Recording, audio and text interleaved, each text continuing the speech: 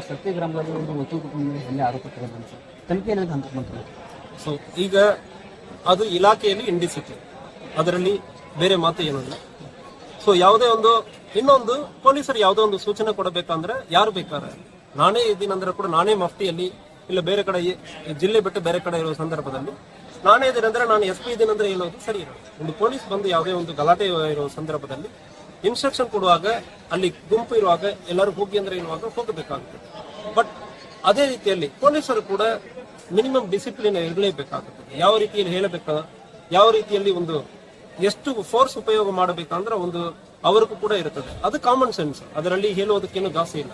ಇಂತಾಗ ಯಾರೋ ಒಬ್ಬರ ಮೇಲ್ಗಡೆ ಸಾರ್ವಜನಿಕರು ಹಲ್ಲೆ ಮಾಡುವುದು ಅದು ನಾವು ಒಪ್ಪಂಗಿಲ್ಲ. ಈಗ ಅವ್ರ ಮೇಲ್ಗಡೆ ಕ್ರಮ ಕೈಗೊಂಡಿದ್ದೀವಿ, ರಿಪೋರ್ಟ್ ಬಂತು, ಅವರು ತಪ್ಪು ಮಾಡಿರೋದು ಅದು ಎಕ್ಸೆಸಿವ್ ಯೂಸ್ ಆಫ್ ಫೋರ್ಸ್ ಅಂತಾಗ ಮಾಡಬಾರ್ದಾಯ್ತು.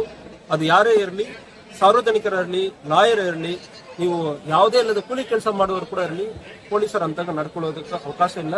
ಈಗ ಅವ್ರ ಮೇಲ್ಗಡೆ ಕ್ರಮ ಕೈಗೊಳ್ತಾ ಇದೀವಿ. ಈ ಕ್ರಮ ಕೈಗೊಳ್ಳುವುದು ಅವರ ಕರಿಯರ್ ಮುಗಿಯೋದುವರೆ ಅದು ಈ ಕ್ರಮ ಬ್ಲಾಕ್ ಮಾರ್ಕ್ ಇದ್ದೇ ಇದೆ.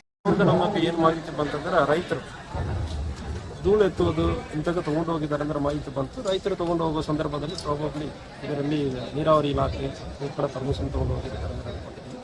ಬಟ್ DC ಅವ್ರ ಕಡೆ ಮಾತಾಡ್ತೀವಿ. ಸೊ ಪರ್ಮಿಷನ್ ಇಲ್ಲದೆ ಯಾವುದು ತಗೊಂಡು ಹೋಗ್ತಾರಂದ್ರೆ ಅದಕ್ಕೆ ಅವಕಾಶ ಇದೆ. ಸರ್, ಪೊಲೀಸ್ ಸ್ಟೇಷನ್ ಮಣ್ಣು ತುಂಬಲು ಆಗಿದೆ, ಸಾಕಷ್ಟು ರೀತಿಯಲ್ಲಿ ಸಾರ್ವಜನಿಕರಿಗೆ ಚರ್ಚೆಗೆ ಕಾರಣ ಆಗ್ತದೆ. ಸೊ ಅದೇ ರೈತರಿಗೆ ಯಾರು ತಗೊಂಡು ಹೋಗ್ತಾರಂದ್ರೆ ಮಣ್ಣು ಜಮೀನಿಗೆ ತಗೊಂಡು ಹೋಗೋ ಸಮಯದಲ್ಲಿ ಪರ್ಮಿಷನ್ ತಗೊಂಡು ಹೋಗೋದಕ್ಕೆ ಅವಕಾಶ ಇದೆ. ವಿತೌಟ್ ಪರ್ಮಿಷನ್ ತಗೊಂಡು ಹೋಗ್ತಾರಂದ್ರೆ ಅದ್ರ ಮೇಲ್ಗಡೆ ಕ್ರಮ ಕೈಗೊಳ್ಳಲಾಗಿಲ್ಲ. ಬೇರೆ ಎಲ್ಲಿ ಇದಂದ್ರೆ ಒಂದು ವೇಳೆ ಆಗಿದಂದ್ರೆ ಅದನ್ನು ಕೂಡ ಸಂಬಂಧಪಟ್ಟ ಇಲಾಖೆಯವರು ಮತ್ತು ಮೈನ್ಸ್ ಅಂಡ್ ಜಿಯಾಲಜಿ ಕಡೆ ಬರೆದು ಎಷ್ಟು ಯಾರು ತಗೊಂಡು ಹೋಗಿದ್ದಾರೆ ಅದ್ರ ಮೇಲ್ಗಡೆ ಮುಂದಿನ ವಿಚಾರಣೆಯನ್ನು ಆಗುತ್ತೆ. ಅದಕ್ಕೆ ನಾವು ಬರ್ತೀವಿ. ಸರ್, CCTV ನಾವು ಪರಿಶೀಲನೆ ಮಾಡಬೇಕಂತ ಹೇಳಿ ಒಂದಿಷ್ಟು ಪೊಲೀಸ್ ಇಲಾಖೆಗೆ ಒತ್ತಾಯ ಕೇಳಬೇಕು. ಅದನ್ನು ಮಾಡ್ತೀರಾ ಅಂತ ಪೊಲೀಸ್ ಇಲಾಖೆಯು ಅದನ್ನೇ ಪಟ್ಟಣದಲ್ಲಿ ಸಾಕಷ್ಟು ರೀತಿಯಲ್ಲಿ CCTV ಇರುತ್ತೆ ಸರ್. ಅವುಗಳ ಮನೆ ಹೋಗಿರೋ ಅಂತ ನೇರವಾಗಿಯೇ ಕೆಲವೊಂದಿಷ್ಟು ವಿಡಿಯೋಗಳು ಸಹ ಲಭ್ಯವಾಗಿದೆ ಸರ್. ಇಟ್ಟಿಗೆ ಬಿಟ್ಟಿಗಳು ಹೋಗಿರ್ಬೋದು ಸರ್, ಇದ್ರ ಬಗ್ಗೆ ಹೇಳ್ತಾರೆ. ಸೊ ಇದ್ರ ಬಗ್ಗೆ ವಿಚಾರಣೆ ಆಗುತ್ತದೆ. ಎಲ್ಲಿಂದ ಈಗ ಉದಾಹರಣೆಗೆ ಮೊನ್ನೆ ನೀರಾವರಿ ಇಲಾಖೆಗೆ ಸಂಬಂಧಪಟ್ಟ ಜಾಗದಿಂದ ಹೋಗಿದ, ಇಲ್ಲ ಗೌರ್ಮೆಂಟ್ ಜಾಗ ರೆವಿನ್ಯೂ ಜಾಗದಿಂದ ಹೋಗಿದ, ಇಲ್ಲ ಫಾರೆಸ್ಟ್ ಇಲಾಖೆಯಿಂದ ಹೋಗಿದ, ಸಂಬಂಧಪಟ್ಟ ಇಲಾಖೆಯವರು ಮತ್ತು ಇದರಲ್ಲಿ ಸರ್ವೆ ಇದಕ್ಕೆ ಹಿಂದೆ ಹೋಗಿದಂದ್ರೂ ಅದನ್ನು ಸರ್ವೆ ಮಾಡಿ ಸಂಬಂಧಪಟ್ಟ ಇಲಾಖೆಯವರು ಕ್ರಮ ಕೈಗೊಳ್ಳಬೇಕಂದ್ರೆ ಲೆಟರ್ ನಾವು ಕೂಡ ಬರೀತೀವಿ. ಸರ್, ಈಗ ಮಣ್ಣು ದಂಧೆಕೋರರು ಸರ್ ಅಕ್ರಮವಾಗಿ ದಂಧೆ ಮಾಡುವಾಗ ಪ್ರಶ್ನೆ ಮಾಡಿದವ್ರಿಗೆ ದಬ್ಬಾಳಿಕೆ ಮಾಡೋದು ಈ ರೀತಿ ಎಲ್ಲ ಕೃತ್ಯ ನಡೀತಾ ಇದೆ ಸರ್. ಈ ಕುರಿತಾಗಿ ದೂರುಗಳು ಸಂದಿದೆ, ಯಾವ ರೀತಿ ಕ್ರಮ ಕೈಗೊಳ್ತಾರೆ? ಸೊ ಯಾರು ದಬ್ಬಾಳಿಕೆ ಮಾಡ್ತಾರೆ ಅಂದ್ರೆ ಅವ್ರ ಮೇಲ್ಗಡೆ ತಕ್ಷಣ FIR ಮಾಡಿ ಕೊಡ್ತೀನಿ ನಾನು ಸರ್. ಅರ್ತಿಗೆ ಬಂದ್ರಿ ಸರ್, ಮುಂದಿನ ನಡೆ ಮತ್ತೇನಾದರೂ ಅಕ್ರಮ ಚಟುವಟಿಕೆ ಬಗ್ಗೆ ಏನಾದರೂ ಕ್ರಮ? ಸೊ ನಮ್ಮ ಉದ್ದೇಶ ಒಂದು ಈಗ ಮಣ್ಣು ಬಗ್ಗೆ ಹೇಳಿದೆ ನಾವು ಪರ್ಟಿಕ್ಯುಲರ್ ಆಗಿ ಮಣ್ಣು ಬಗ್ಗೆ ಇವತ್ತು ಕೂಡ ನನ್ನ ಜಮೀನಲ್ಲಿ ನನ್ನ ಊರಲ್ಲಿ ಕೆರೆಯಿಂದ ನನ್ನ ಜಮೀನಕ್ಕೆ ಮಣ್ಣನ್ನು ಪರ್ಮಿಷನ್ ತಗೊಂಡು ನಾವು ಕೂಡ ಉಳಿಸ್ತೀವಿ. ಇವತ್ತು ನನ್ನ ಅಕ್ಕ ಅವ್ರ ಜೊತೆ ಮಾತಾಡ್ತೀವಿ. ಸೊ ನಮಗೆ ಜಮೀನಿದೆ.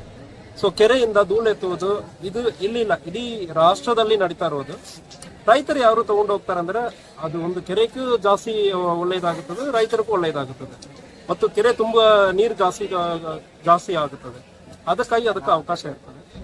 ಬಟ್ ಆದ್ರೆ ಇದನ್ನು ಉಪಯೋಗಿಸ್ಕೊಂಡು ಬೇರೆ ಯಾರು ದಂಧೆ ಮಾಡುವವರೆಗೂ ಅವಕಾಶ ಇಲ್ಲ.